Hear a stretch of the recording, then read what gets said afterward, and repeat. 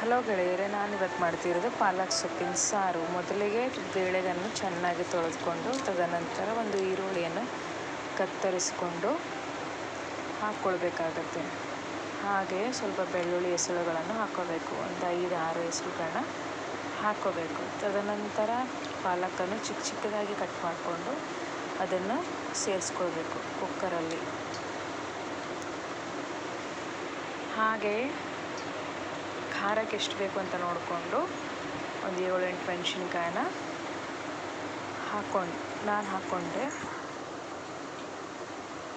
ಹಾಗೆಯೇ ಖಾರ ಎಷ್ಟು ಬೇಕು ಅಂತ ನೋಡಿಕೊಂಡು ಸೇರಿಸ್ಕೊಳ್ಳಿ. ನಿಮ್ಗೆ ಎಷ್ಟು ಬೇಕೋ ಅಷ್ಟು. ನಾನೊಂದು 7-8 ಹಸಿಮೆಣಸಿನ್ಕಾಯನ್ನ ಸೇರಿಸ್ಕೊಂಡೆ.